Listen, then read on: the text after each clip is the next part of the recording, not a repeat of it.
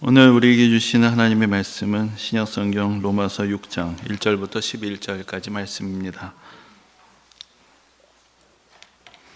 허락하신 말씀을 봉독하겠습니다. 그런즉 우리가 무슨 말을 하리요? 은혜를 더하게 하려고 죄에 거하겠느냐? 그럴 수 없느니라. 죄에 대하여 죽은 우리가 어찌 그 가운데 더 살리요? 무릇 그리스도 예수와 합하여 세례를 받은 우리는 그의 죽으심과 합하여 세례를 받은 줄 알지 못하느냐? 그러므로 우리가 그의 죽으심과 합하여 세례를 받음으로 그와 함께 장사되었나니 이는 아버지의 영광으로 말미암아 그리스도를 죽은 자 가운데서 살리신과 같이 우리로 또한 새 생명 가운데서 행하게 하려 함이라. 만일 우리가 그의 죽으심과 같은 모양으로 연합한 자가 되었으면 또한 그의 부활과 같은 모양으로 연합한 자도 되리라. 우리가 알거니와 우리의 옛사람이 예수와 함께 십자가에 못 박힌 것은 죄의 몸이 죽어 다시는 우리가 죄에게 종노릇하지 아니하려 함이니 이는 죽은 자가 죄에서 벗어나 의롭다 하심을 얻었습니다. 만일 우리가 그리스도와 함께 죽었으면 또한 그와 함께 살 줄을 믿노니 이는 그리스도께서 죽은 자 가운데서 살아나셨음에 다시 죽지 아니하시고 사망이 다시 그를 주장하지 못할 줄을 알미로라. 그가 죽으심은 죄에 대하여 단번에 죽으심이요 그가 살아계심은 하나님께 대하여 살아계심이니 이와 같이 너희도 너희 자신을 죄에 대하여는 죽은 자요 그리스도 예수 안에서 하나님께 대하여는 살아있는 자로 여길지어다. 아멘.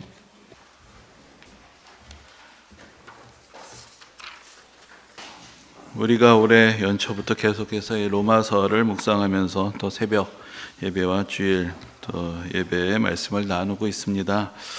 근데 이제 로마서를 묵상하고 또 설교 준비를 하면서 종종 드는 생각이 과연 사도 바울이 쓴 로마서를 로마 교회 성도들이 받고, 이게 로마서라는 것이 로마 교회에 보내는 편지인데 그 로마 교회 성도들이 받고 이제 예배 시간에 그것을 이제 읽어 주었을 때 과연 얼마나 많은 사람들이 듣고 잘 이해를 했을까 하는 그런 생각이 들 때가 있습니다. 여러분들도 매주 듣고 또 읽고 하시면서 아시겠지만 이 내용이 결코 그렇게 간단치가 않습니다.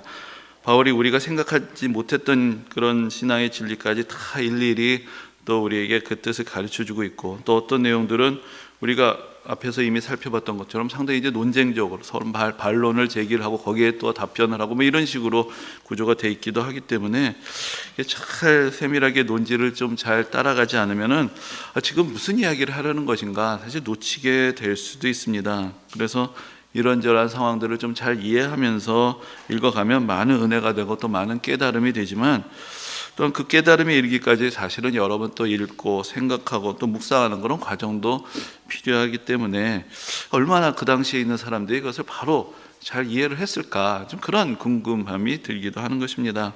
게다가 사실은 그 언어적인 문제도 있습니다. 우리가 지금 우리말로 잘 번역된 성경을 읽고 있지만 또 여러분들 잘 아시는 대로 이 원래 로마서 또 모든 신약 성경 전체는 헬라어라는 언어로 기록이 되었는데, 이것이 거슬러 올라가자면은 오늘날 그리스에서 사용하고 있는 그 언어의 조상벌되는 그런 언어가 됩니다. 근데 이제 이 그리스어, 헬라어가 지중해 동편에서는 널리 사용이 됐는데 이 이탈리아로 가면은, 로마로 가면 얘기가 좀 달라집니다. 그러니까 그 지역에서 살던 사람들은 라틴어라는 언어를 썼는데 오늘날 그 이탈리아에서 사용되는 언어의 조상벌되는 그런 언어라고 할 수 있는데, 이 라틴어하고 헬라어는 뭐 비슷한 면이 있긴 있지만 마치 한국어하고 일본어처럼 비슷한 면이 없다고 할 수는 없지만 사실은 엄연히 다른 언어인 것이죠.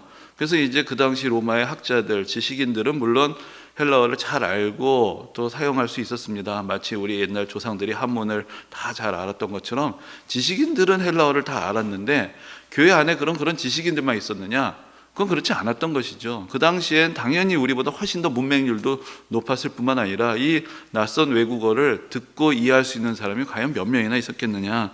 그렇게 생각하면 이제 그 당시에도 예배 시간에 바울이 헬라어로 쓴 편지를 로마에 있는 그 성도들이 이해하려면 누군가가 또 그것을 다시 풀어서 또 설명을 해주는 이제 그런 과정들을 거쳤어야 했을 것입니다. 그래서 사실 바울 자신은 유대인인데 이 한 유대인이 헬라어로 쓴 편지를 또 라틴어로 또 다시 설명하는 그런 과정들을 거치고 있기 때문에 사실 이것이 사실은 그렇게 간단한 과정은 아닌 것이죠. 그러니까 그렇게 생각하면 왜 이렇게 좀 쉽게 쓰지? 그냥 여러분 예수 잘 믿으십시오. 예수 믿으면 천국 갑니다. 착하게 사세요. 뭐 이러면 뭐 다 될 것 같은데 이렇게 읽다 보면은 이렇게 또 어려운 이야기들이 이렇게 많이 담겨 있나? 또 그런 생각이 들 때가 있습니다. 근데 사실은 여러분 어떻게 생각하면은 그게 그 바울과 로마 교회 사이의 문제뿐만이 아니라 사실 이 성경 자체가 특히 신약 성경 거의 2000년 전에 쓰여지는 우리하고 전혀 다른 시대, 전혀 다른 문화적인 공간에서 전혀 다른 언어로 기록된 글입니다. 우리가 성경 이외에 우리가 다른 어떤 그 당시의 글을 읽어본다면 사실은 우리가 이해하는 데 많은 어려움이 있겠죠.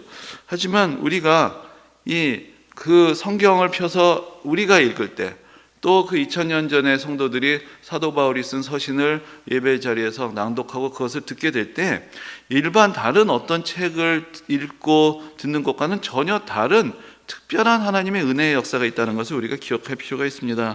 그것은 바로 이 사도들로 하여금 영감을 주셔서 그 하나님의 말씀을, 성경의 말씀을 기록하게 하신 그 성령께서 바로 그 말씀을 듣는 그 현장에도 함께 하신다는 것입니다. 바울이 어떤 전혀 낯선 세계에서 일어난 아주 특이한 현상을 이런 방식으로 복잡하게 설명을 하고 있다면 앉아서 그것을 듣고 이해할 수 있는 사람이 별로 없었을 것입니다. 하지만 지금 편지를 쓰는 이 바울과 이 편지를 읽는 사람들 모두의 관심과 주제는 다 예수 그리스도에게 있었습니다. 바울은 그가 만난 예수 그리스도를 전하기 위해서 편지를 썼고 그 편지가 낭독되는 자리에 모인 사람들도 모두 예수 그리스도를 믿고 순종하며 더 깊은 믿음의 자리로 나아가고자 하는 열정을 가지고 기도하고 모인 사람들이었던 것입니다. 그 몇 년 전에 그 일부 예배 시간에 저기서 이제 예배를 시작하는데 보니까 저 뒤에서 이제 어떤 낯선 외국인 두 분이 이제 오셔서 이제 앉게 되시는 것을 보았습니다. 그리고 이제 설교 시간이 되는데 너무나 진지하게 이제 말씀을 듣고 계신 것입니다. 그래서 이제 예배 끝나고 나갈 때 제가 어디서 오셨는지 여쭤봤습니다. 그랬더니 네팔에서 오셨는데 크리스찬인데 이 근처 어디에 이제 숙소가 있는데 주일 아침이 돼서 예배 드릴 교회를 찾다가 우리 교회에서 예배를 드리는 것을 보고 들어오셨다는 것이죠. 그래서 한국어를 좀 아시냐고 했더니 전혀 모른다는 것이에요. 그런데 너무 은혜를 받았대요. 여기도 하나님이 계시고 성령이 계시기 때문에 예배 시간에 너무 은혜를 받았다는 거예요. 제가 그 얘기를 듣고 참 많은 은혜를 받았습니다. 여러분, 하나님의 은혜의 역사라는 것은 사실은 언어 이편에 있고 언어 저편에 같이 있는 것이죠. 바울은 그가 만나고 경험한 예수 그리스도, 그 안에 있는 영원한 생명, 또 하나님의 은혜와 사랑, 이런 신학의 진리를 그가 할 수 있는 한 최선의 노력을 다해서 최상의 언어로 우리에게 기록을 해주고 있는 것입니다. 근데 이러한 하나님의 은혜의 역사는 이 언어 안에 갇혀 있는 것이 아닙니다. 바울이 자기의 삶에서 경험한 것이고 또한 그 경험도 바울에게만 있었던 특별한 경험이 아니라 우리도 오늘 우리를 만나주시는 예수 그리스도, 우리를 인도하시는 성령의 은혜 가운데 우리도 있는 것이고 바로 로마서 안에만 갇혀 있는 것이 아니라 바로 오늘 우리의 삶 속에서도 일어나고 있는 역사인 것입니다. 바울이 만난 예수님을 우리도 만났고 바울이 전하는 영원한 생명을 우리도 받았고 바울의 삶을 인도하시는 하나님의 은혜와 사랑 안에 우리도 있습니다. 우리 삶 속에 울리는 이러한 신앙의 역동을 알고 깨달을 때 이 문자를 너머에 있는 하나님의 은혜의 현장을 우리가 조금 더 잘 깨달을 수가 있고 더 깊은 은혜의 자리로 나아갈 수가 있게 되는 것입니다. 뭐 좀 죄송한 말씀인데 제가 그렇게 별다른 재주는 없는데 그래도 좀 잘하는 재주가 뭐 외우고 찍고 시험 보는 거 그런 거 좀 잘합니다. 이게 한국의 입시 환경에서 상당히 이제 어드밴티지가 되는 것이라 좀 덕을 본 편인데 제가 회사 들어갈 때도 입사 시험 뭐 잘 찍어서 잘 봤습니다. 특히 영어 점수가 좀 잘 나와가지고 부서 배치를 할 때 어떤 부서에 갔냐면은 그때 부서 이름은 신규 사업팀이었는데 하는 일이 제가 그때 다니던 회사가 IT 회사, 정보기술을 다루는 회사였는데 이제 새로 나온 그 가정용 뭐 일반용이 아니고 기업용 소프트웨어들을 가져와서 또 그것이 사업 가능성을 이렇게 보고 또 이게 국내에 보급할 수 있는지 뭐 이런 것들을 이제 찾아보는 이제 그런 일들을 그때 많이 하고 있었습니다. 그래서 이제 제가 딱 이게 책상에 앉아 있으면 과장님이 뭘 이렇게 던져 주시는데 이 하나는 디스켓, 요즘은 찾아볼 수도 없는 하나의 디스켓이고 또 하나는 영어로 잔뜩 써 있는 매뉴얼, 그 사용 설명서를 주시고 이게 뭔지 이게 괜찮은 건지 이 보고서를 쓰라는 것입니다. 야, 그래서 이렇게 딱 이렇게 여러분 이 사용 설명서라는 게 딱 읽어봤는데 정말 솔직하게 하얀 건 종이고 까만 건 글씨구나 하는 것 말고는 아무것도 모르겠어요. 제가 문과 출신의 뭐 역사책이나 좀 읽고 성경이나 좀 읽다가 더럽 취직을 했는데, 이게 뭐 사전을 찾아도 나오지도 않고 사전에 나와도 무슨 뜻인지도 모르겠고, 뭐 프로그램 이런 거 돌려봐도 이게 뭘 하는 건지, 그런데 왜 자꾸 보고서는 안 내냐고 닥달은 하시고, 아주 정말 진땀을 찔찔 흘렸던 이제 그런 기억이 있습니다. 근데 그때만 해도 이제 제가 다니던 회사가 세워진 지 얼마 안 돼서 좀 체계가 없었기 때문에 그냥 저한테 막 던졌었는데, 조금 지나고 이제 체계가 생기니까 이제 그런 그 소프트웨어를 실제로 사용하는 그런 현장 부서에 그 소프트웨어를 보내가지고 거기서 이제 분석하고 보고서를 쓰면 저는 이제 그걸 정리해서 전하기만 하게, 이렇게 역할이 좀 분업이 된 것이죠. 근데 죄송한 말씀이지만 그 전산실이나 현장에 계신 분들보다 제가 영어 점수는 요만큼 더 높았습니다. 근데 보고서를 보고 제가 깜짝 놀랐어요. 다 영어로 돼 있거든요. 그런데 보고서를 딱 그 현장에서 올라온 보고서를 보니까 이 소프트의 장점, 단점, 다른 프로그램하고의 비교, 그리고 이게 우리나라 기업 한계에 적합한지가 다 적혀 있는 거예요. 야, 제가 그때 뭔가 한 대 맞은 것 같은 생각을 하면서 정말 인생에 아주 귀중한 깨달음을 얻게 됐습니다. 이 현장이라는 것이 이런 것이구나. 현장에서 살아가는 사람들의 경험과 지식이란 것이 이렇게 소중한 것이구나. 이 문자에 갇혀 있는 세계 너머에 있는 세계란 것이 이런 것이구나. 근데 그것이 이제 저에게는 나중에 신학교에 가서 공부를 하는데도 이제 많은 도움이 되었습니다. 사실은 성경의 언어라는 것이 2000년 전에 고대 사회에 기록된 언어지만 그 언어 좀 안다고, 그 시대의 문화나 역사를 좀 안다고 해석될 수 있는 것이 아닌 것이죠. 이제 여러분들, 그 사도 바울이라는 사람이 살았던 그 시대에서 바울이 전해주고 싶었던 그 메시지가 무엇인가, 그가 만났던 예수 그리스도가 누구신지를 모르는 사람에게 있어서 사실은 그 모든 언어라는 것은 암호와 같은 것이 되는 것이지만, 반대로 그 예수 그리스도를 아는 사람에게 있어서는 그 모든 언어는 사실은 신앙의 더 깊은 자리를 연도해주는 대로가 되는 것입니다. 그 미국에서 유명했던 한때 아주 큰 은혜를 끼쳤던 부흥사 중에 빌리 썬데이라는 분이 있습니다. 근데 이제 뭐 여러분들 빌리 그레함 목사님은 자주 들어보셨을 텐데, 이 빌리 썬데이 목사님은 그보다 한 세대 전에 활동을 하셨던 분인데, 이분이 좀 특이한 이력을 갖고 있는데 메이저리그 야구 선수였다는 그런 특별한 이력을 가지고 있습니다. 그런데 회심을 해서 이제는 이제 부흥사가 되고 목회자가 돼서 이제 많은 은혜를 끼쳤던 분인데, 이제 그래서 그분이 이제 원래는 이제 야구 선수였다가 회심을 하고 막 전도 집회를 다니다가 이제 제대로 좀 신학 공부를 해서 정식으로 목회자가 돼서 사역을 해야 되겠다 해서 신학교에 들어왔는데, 뭐 원래 그렇게 공부를 많이 하던 분도 아니고, 또 시간만 나면 여기저기 전도하러 다니니까 공부를 제대로 못해서 성적이 좀 현찮지가 않았습니다. 이제 졸업을 해야 되는데 이제 구두로 졸업 시험을 보는데, 이제 교수님들이 앉아 있는 데서 질문을 합니다. 근데 이제 종종 뭐 설교 시간에 그 인용을 해드리는 사람인데, 초대교회 어떤 교부, 어떤 대표적인 신학자 중에 어거스틴이라는 사람이 있는데, 뭐 아주 교회 역사에 몇 손가락 안에 드는 중요한 사람이긴 합니다. 그런데 이제 교수님들이 질문을 하는 거죠. 이 어거스틴의 신학 사상에 대해서 설명해 보라고. 그러니까 이 사람이 이렇게 생각을 하더니, 메이저리그 야구 선수 중에 그런 사람은 없는데요? 하고 얘기를 했던 거죠. 그렇게 너스레를 떨었던 겁니다. 그러니까 교수님들이 좀 기분이 나빴죠. 그래서 이제 나가 있으라고 하고 회의를 합니다. 이 사람 졸업시킬 거냐 말 거냐, 어떻게 이렇게 신학적인 기초적인 지식도 안 됐는데 졸업을 시킬 수가 있냐, 이런 얘기를 하는데, 그 중에 어느 교수님이 이런 얘기를 합니다. 여러분, 우리가 보기에 이 사람이 어거스틴의 신학은 모를지 몰라도 여기 우리 앉아있는 이 자리에 있는 우리 모두가 평생 전도한 것보다 더 많은 사람은 저 사람 혼자서 지금 전도하고 있다. 이미 하나님이 이 사람을 사용하고 계신데 우리가 무슨 자격이 있어서 이 사람을 지금 졸업시키느냐 마느냐라고 얘기할 수가 있느냐. 빨리 졸업시켜서 더 많은 사람들을 구원하게 합시다. 이제 그렇게 얘기를 해서 졸업을 하게 됐다는 그런 이야기가 있습니다. 여러분, 공부라는 거 중요하고 지식이라는 거 중요하지만 결국은 살아계신 하나님, 우리를 구원하시는 예수님, 우리를 인도하시는 성령님을 경험하고 깨닫는 것, 그것이 우리가 성경에서 가져야 될 가장 중요한 지식이고 또 은혜의 길이 되는 것입니다.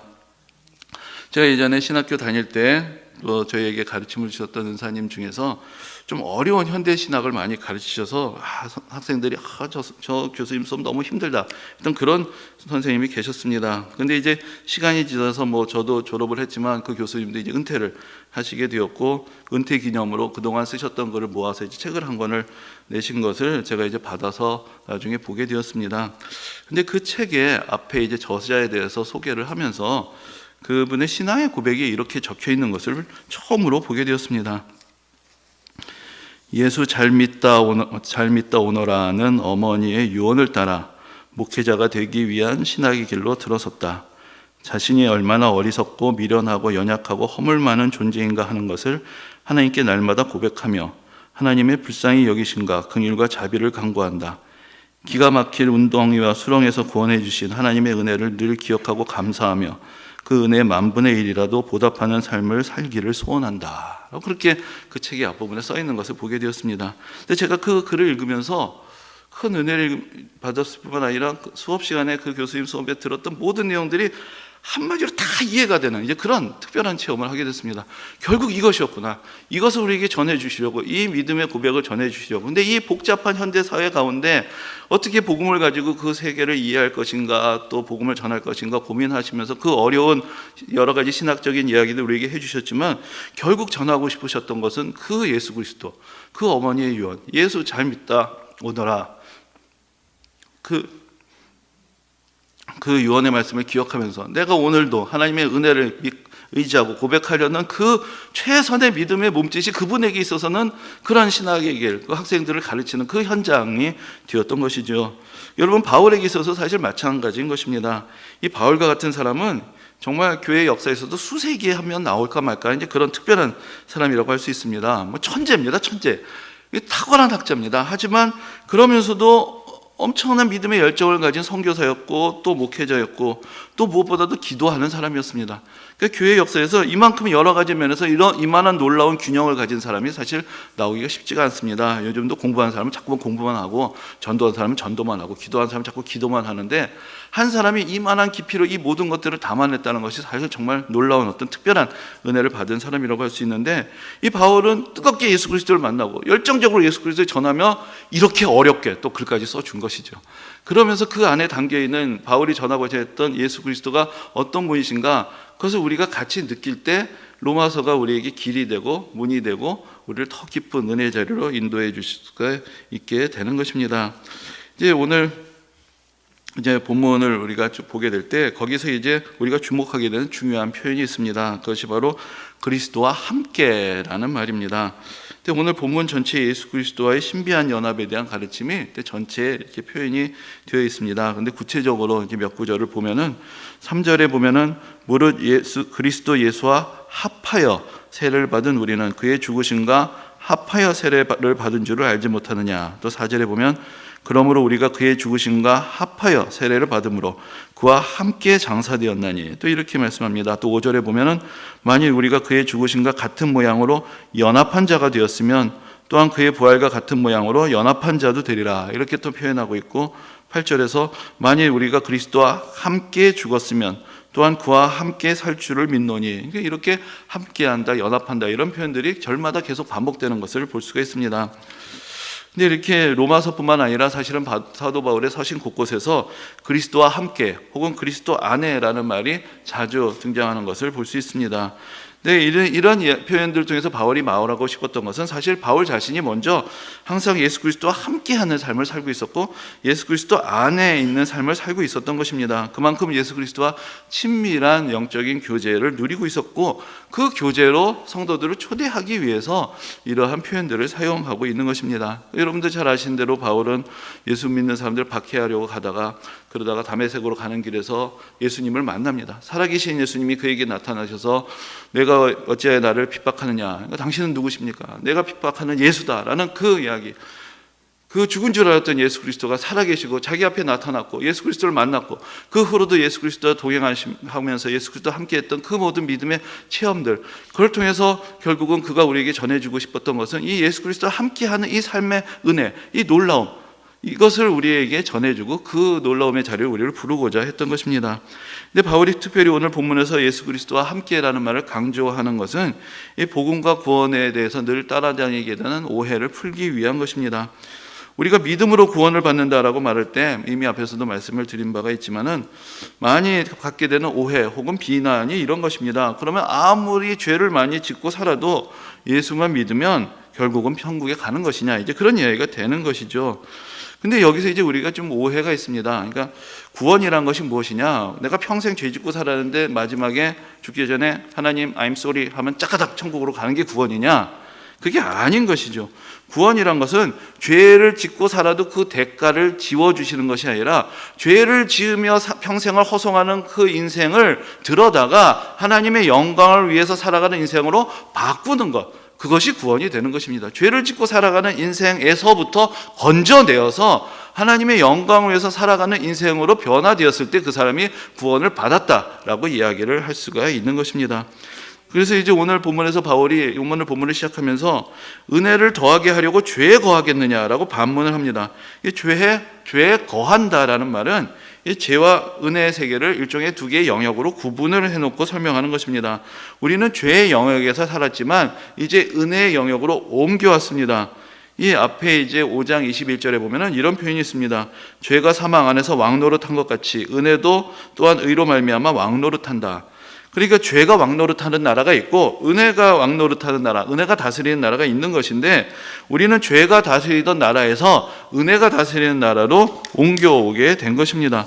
다른 말로 하자면 죄를 지어서 심판과 멸망으로 가는 그 배에서부터 이제 하나님의 영광과 하나님 나라의 영원한 생명으로 가는 그 배로 옮겨 탄 것입니다.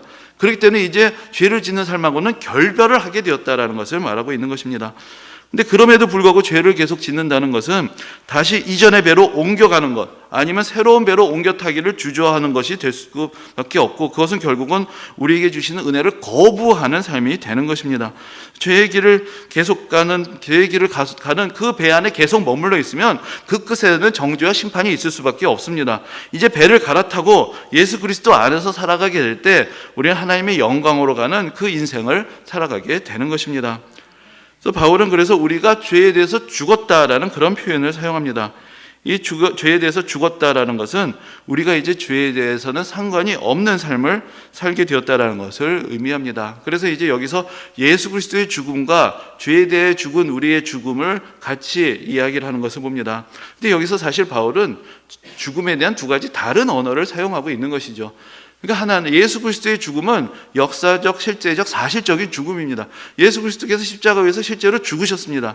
근데 이제 우리가 십자가에서 예수 그리스도와 함께 죽었다라고 얘기할 때는 그런 우리의 육신의 죽음을 말하는 것이 아니라 우리가 죄를 짓고 살아가던 우리의 옛 자아가 이제 예수 그리스도의 죽으심으로 말미암아 우리가 받게 된 은혜로 인해서 사라지게 되었다는 것, 이제 죽게 되었다는 것, 그래서 우리가 죄에 대해서는 더 이상 반응하지 않는 그런 존재가 되었다는 것, 그래서 예수 그리스도의 죽으심이 우리로 하여금 죄에 대해서 죽게 하고 죄와 상관없이게 되는 새로운 삶을 주셨다는 것, 그것을 이제 하나는 실제적인 죽음이라는 것, 하나는 비유적인 죽음의 표현을 통해서 우리에게 가르쳐주고 있는 것입니다.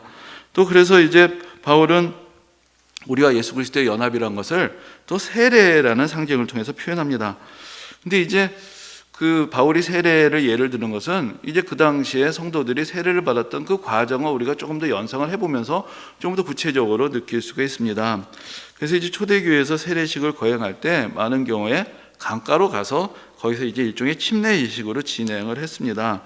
근데 그 당시에 세례를 받는 사람은 사실은 그 이전에 입고 있었던 옷을, 오늘날 우리가 생각하면 좀 민망한 일이 될 수 있지만 옷을 다 벗었습니다. 그것을 이제 이전의 나의 모든 행실, 이전의 삶을 다 벗어버린다라는 것을 그대로 의미를 하는 것입니다.